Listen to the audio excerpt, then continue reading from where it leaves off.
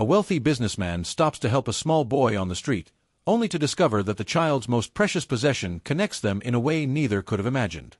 Their lives are about to change forever. In the bustling downtown of a major city, Richard Harrington, a self-made millionaire in his early 40s, was rushing to an important meeting when he nearly collided with a small boy sitting on the sidewalk. The child couldn't have been more than 7 years old, thin and shivering despite the warm spring day, clutching something tightly to his chest. What caught Richard's attention wasn't the boy's tattered clothes or the small cup with a few coins beside him. It was his eyes. There was something hauntingly familiar about those deep brown eyes that made Richard stop in his tracks, forgetting all about his meeting. As the boy looked up, the sunlight caught on a small golden locket dangling from his fingers, and Richard felt an inexplicable urge to know more about this child who seemed so alone in the world. "Are you okay, buddy?" Richard asked, crouching down to the boy's level. The contrast between them couldn't have been starker, Richard in his tailored suit worth thousands and the child in clothes that had clearly been worn for days. The boy clutched the locket tighter, as if afraid Richard might take it. "I'm just waiting for my mom to come back," he said softly, his voice barely audible above the noise of the busy street.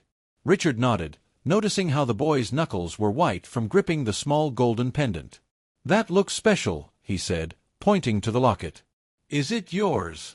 The boy hesitated before slowly opening his palm to reveal a heart-shaped locket, tarnished with age but still beautiful. "A lady at the shelter gave it to me," he explained. "She said it might bring me luck." Richard's heart tightened at the mention of a shelter, and he wondered how long this child had been living without a proper home. "Would you mind if I looked at it?" he asked gently, not wanting to frighten the boy who clearly treasured the small piece of jewelry. After a moment's hesitation, the boy placed the locket in Richard's outstretched hand, watching carefully as if ready to snatch it back at any moment. Richard turned the small golden heart over in his palm, noticing the intricate floral design that covered its surface, a design he recognized instantly. His breath caught in his throat as he felt along the edge for the tiny imperfection he knew would be there, a small dent where it had once been dropped. "This is beautiful," Richard said, trying to keep his voice steady despite the thunder of his heartbeat in his ears. "Does it open?" Richard asked, though he already knew the answer. The boy nodded, showing him the nearly invisible clasp on the side. With slightly trembling fingers, Richard pressed the clasp, and the locket sprung open to reveal 2 photographs. On one side was a much younger version of himself, smiling broadly with his arm around a beautiful woman with long dark hair. On the other side was that same woman holding a newborn baby.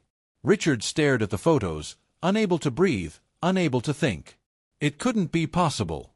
This locket had disappeared 8 years ago, along with his ex-wife Clara and their infant son after a bitter argument that had ended their marriage. He looked from the photos to the boy's face, seeing now what he'd missed before, Clara's chin, his own forehead, a perfect blend of them both. "Where did you say you got this?" Richard asked, his voice barely a whisper as he studied the boy's face more carefully. The same dark hair as Clara's, the same shaped eyes as his own. Could it really be? The boy looked confused by Richard's sudden intensity. "A lady at the shelter gave it to me when I was little. She said my mom left it for me before she went to heaven." Richard felt the world tilt beneath him as the pieces started to fall into place. Clara had never contacted him after she left, and despite hiring private investigators, he'd never been able to find her or their son.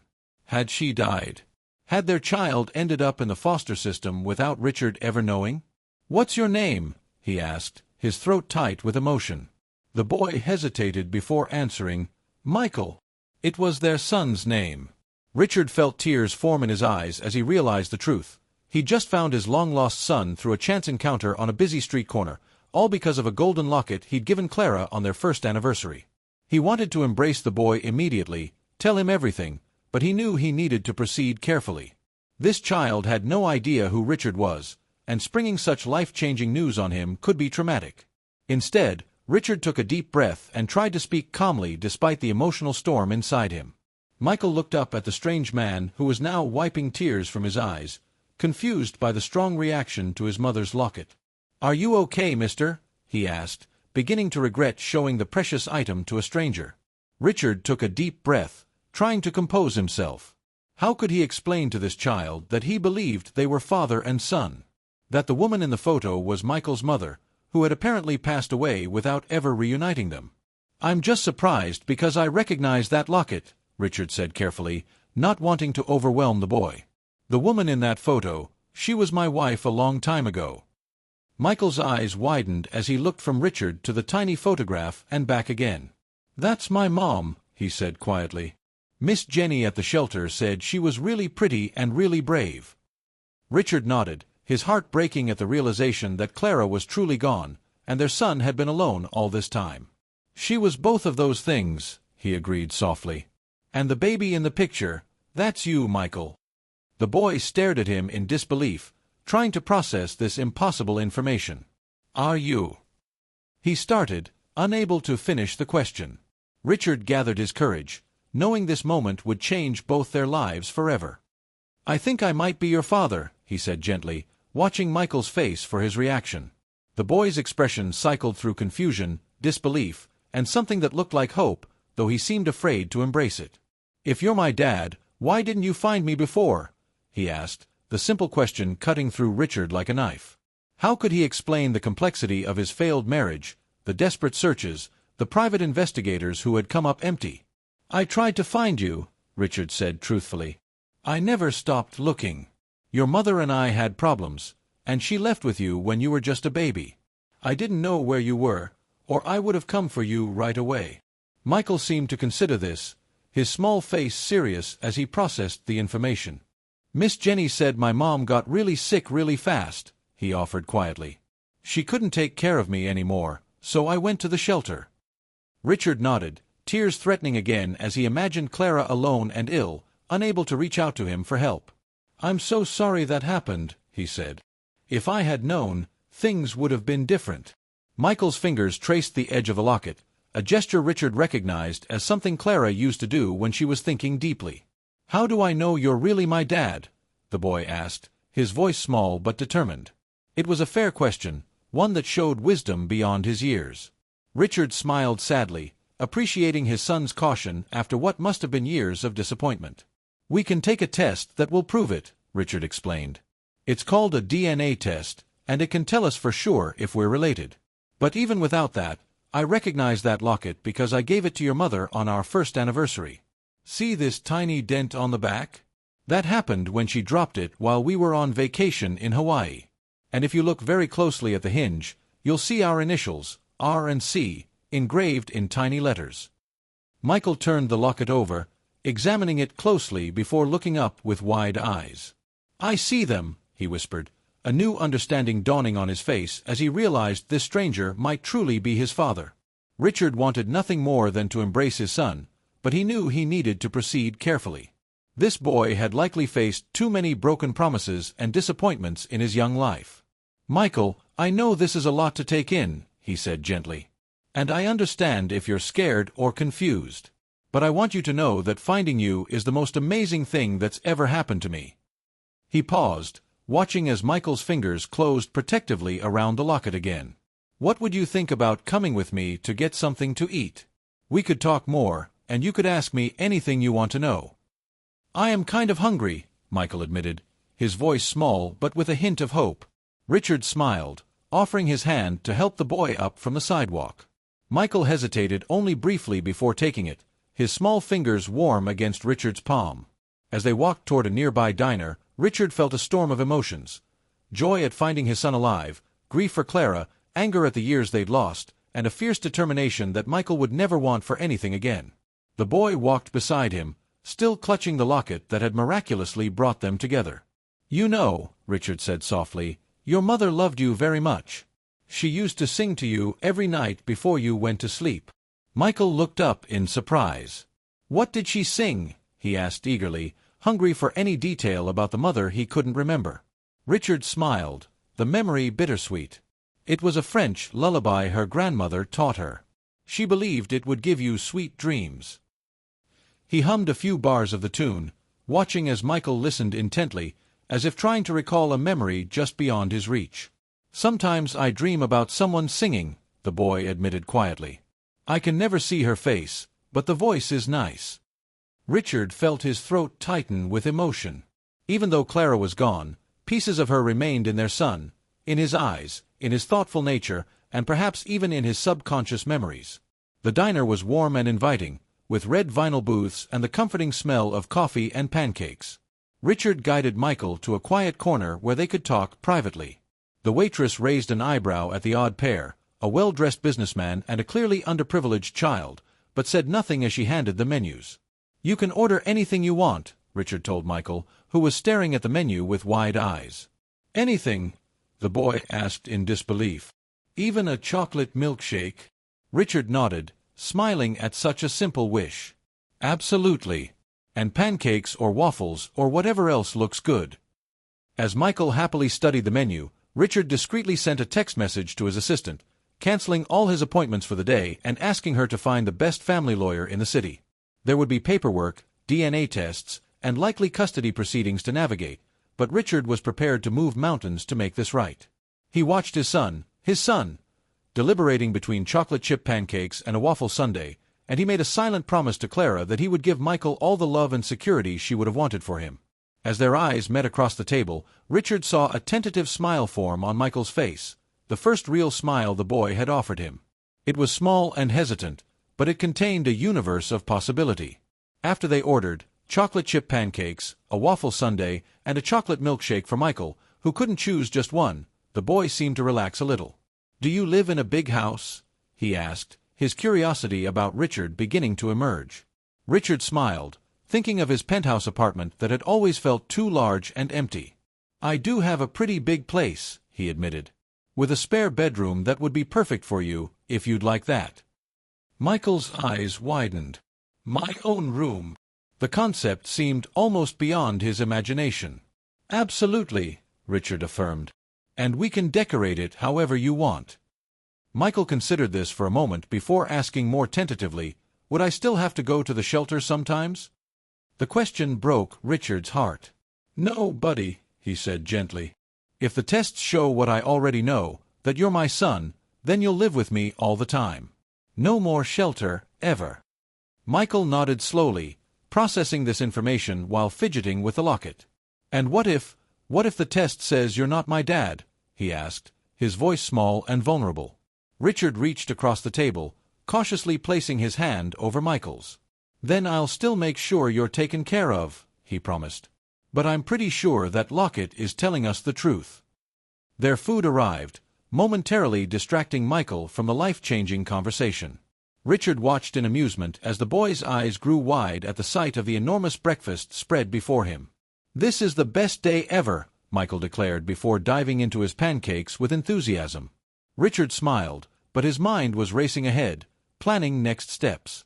They would need to visit the shelter, speak with this Miss Jenny, arrange for a DNA test, and begin the legal process of establishing his paternity. There would be challenges ahead, explaining Michael's sudden appearance to friends and colleagues, helping his son adjust to a completely different lifestyle, addressing the emotional trauma the boy had surely experienced. But watching Michael enjoy what was probably his first restaurant meal in a long time, Richard knew with absolute certainty that finding his son was worth any challenge that might come their way. The golden locket that had seemed like such a painful reminder of his failed marriage had become something else entirely, a miraculous connection that had led his son back to him when he'd least expected it. As Michael looked up from his pancakes with chocolate smeared across his chin, Richard felt a surge of love so powerful it nearly took his breath away. This was his child, his flesh and blood, the missing piece he hadn't even known was absent from his life until this very moment. After breakfast, they walked to the shelter where Michael had been staying intermittently. It was a clean but clearly underfunded facility, with peeling paint and mismatched furniture. Miss Jenny turned out to be a kind-eyed woman in her 60s who greeted Michael with genuine affection before regarding Richard with cautious suspicion. "Michael says you might be his father," she said directly once they were seated in her small office. Richard explained about the locket, about Clara, and about their separation years ago. Miss Jenny listened intently, occasionally glancing at Michael, who was playing with some toys in the corner of the office. "Clara came to us about 4 years ago," she finally said. "She was already very ill, cancer, and knew she didn't have much time. She told me she'd made mistakes, that she'd let pride keep her from reaching out to Michael's father." Richard closed his eyes briefly, imagining Clara sick and alone, too stubborn or perhaps too ashamed to contact him. "She left that locket for him," Miss Jenny continued. "Said it was the most valuable thing she owned, not in money but in memories. She hoped someday it might help Michael find his way back to his father. Richard looked over at his son, who was carefully constructing a tower of blocks while still keeping one hand protectively on the locket around his neck. "I want to make this right," he told Miss Jenny.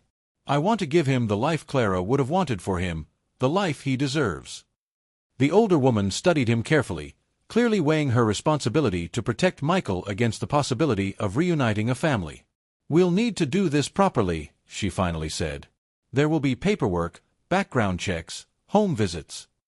Richard nodded eagerly. "Anything," he agreed. "I'll do whatever it takes." Miss Jenny smiled then, the first real smile she'd offered him. You know, when Clara talked about Michael's father, there was still love in her voice, despite everything. "I think she would be happy about this." Richard felt tears threaten again, thinking of all the wasted years, all the misunderstandings that had kept them apart. "I never stopped loving her," he admitted quietly. "Even after everything, there was always a part of me waiting for them to come home." Miss Jenny patted his hand gently. "Well then," she said, "let's see about making a new home for her son." As they spoke, Richard noticed Michael watching them from across the room, his eyes full of hope but also fear, the uncertainty of a child who had learned not to trust good fortune. Richard gave him a reassuring smile, trying to convey without words that everything was going to be okay. For the first time, he truly believed it himself. The next few weeks passed in a whirlwind of activity. The DNA test confirmed what Richard had known in his heart from the moment he saw the locket. Michael was indeed his son. With the help of a skilled family lawyer and Miss Jenny's advocacy, the legal process moved forward remarkably quickly. Richard's penthouse apartment underwent a transformation as one of the spare bedrooms became a paradise for a 7-year-old boy, complete with bunk beds. Even though there was only one of him, Michael had expressed wonder at the concept. A desk for future homework, bookshelves filled with age-appropriate adventures, and walls painted a cheerful blue that Michael had selected himself from dozens of color samples. Through it all, Michael remained somewhat cautious, as if afraid to believe fully in this dramatic change of fortune. He kept the locket with him constantly, often opening it to look at the pictures inside, the mother he barely remembered and the father he was just getting to know. Richard understood the boy's hesitation. Trust would take time to build after years of uncertainty and disappointment. But each day brought small victories. Michael's first genuine laugh during a pillow fight, his wonderment at the view from the penthouse windows, his shy request for a good-night hug that evolved into a bedtime ritual. Richard treasured each step forward, patient with the occasional setbacks when Michael would grow quiet and distant, overwhelmed by the changes in his life. On the day the adoption was finalized, a formality to legally establish Richard's paternity, they stood together outside the courthouse, both dressed in new suits that matched. "So it's official now?" Michael asked, looking up at Richard with those familiar eyes. Richard nodded, his heart so full it felt like it might burst. "It's official. You're stuck with me now, buddy." A small smile played at the corners of Michael's mouth. "And you're stuck with me," he replied, his voice gaining confidence. Richard laughed. "That's the best deal I've ever made." They began walking toward the car where Richard's driver waited, Michael's small hand hesitantly finding its way into Richard's larger one. "Dad." The word, spoken for the first time, nearly stopped Richard's heart. "Yes, son," he managed to respond, his voice thick with emotion. Michael touched the locket around his neck. "Do you think Mom can see us? Do you think she knows we found each other?" Richard looked down at his son, at this miracle he'd never expected to find. "I know she does," he said softly. "And I think she helped make it happen." As they drove away from the courthouse toward their home, Richard glanced at Michael in the seat beside him.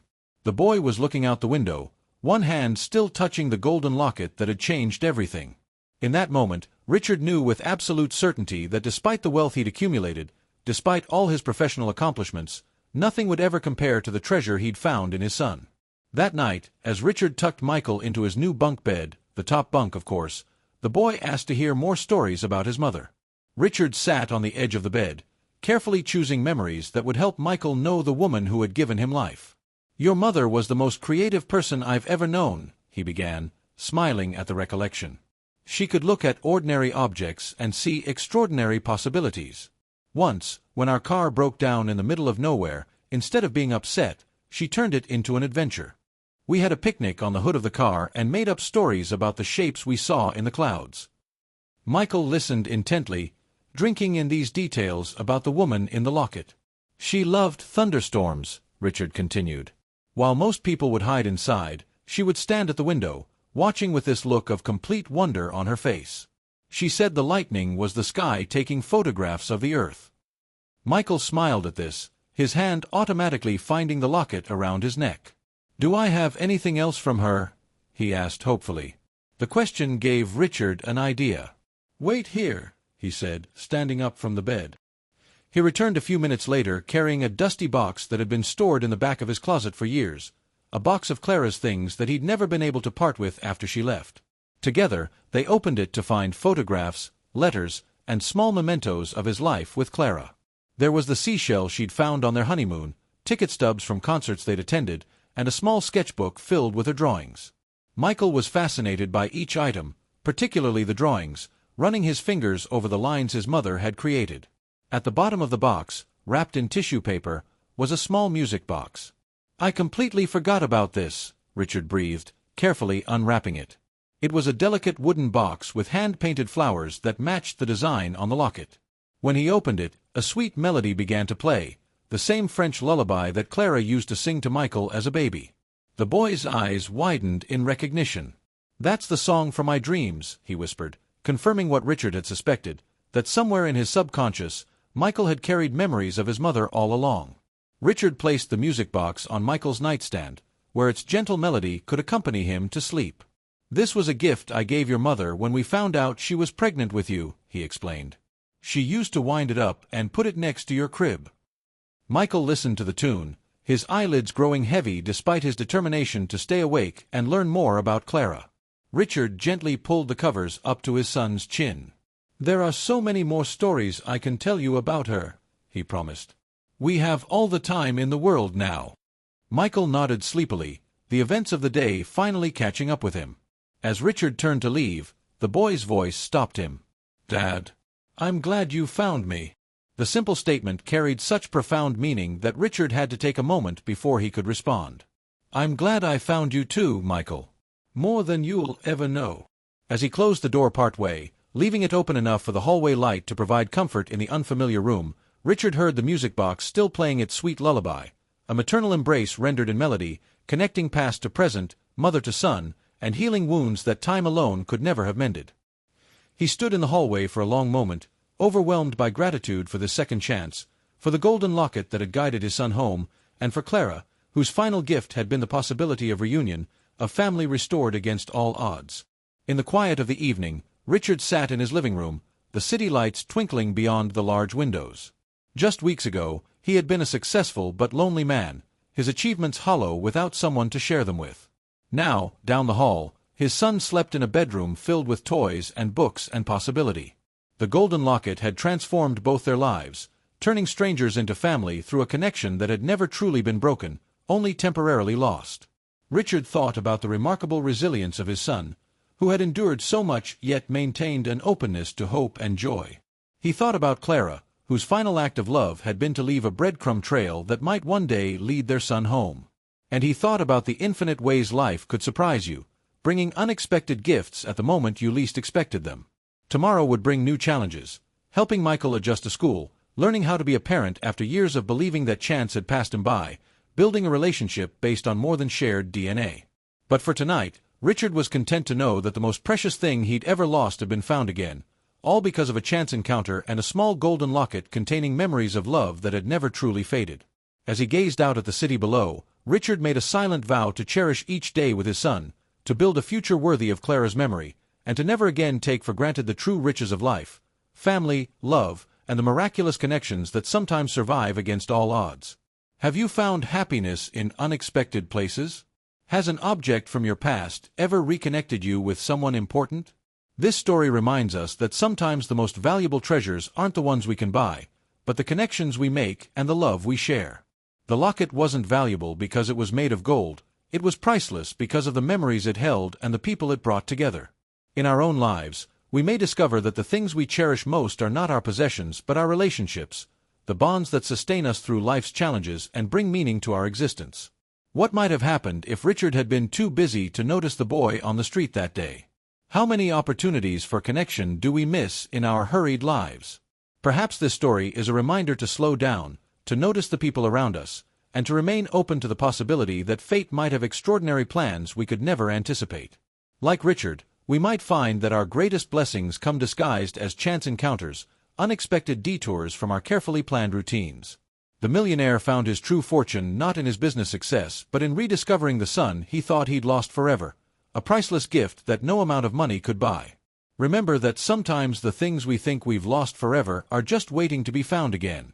Whether it's a relationship, a dream, or a part of yourself that seemed forgotten, life has a way of bringing back what truly matters when the time is right. Like Richard and Michael, we may discover that what seems like an ending can actually be a new beginning, and that healing can come from the most unexpected circumstances. Their story reminds us that even after years of separation and heartache, connection is possible, redemption is possible, and love can find a way to bridge the gaps that life creates between us. What meaningful object connects you to your past? Is there someone you've lost touch with who might be waiting for reconnection? Take a moment today to reach out, to remember, to open yourself to the possibility of miraculous reunions in your own life. Share your stories of unexpected connections in the comments below, and don't forget to subscribe to our channel for more heartwarming tales that remind us of the power of love, memory, and the unbreakable bonds that connect us even across time and distance. Together, let's celebrate the small miracles that happen every day, the chance meetings, the discovered treasures, and the precious moments of reconnection that make life's journey so extraordinarily beautiful.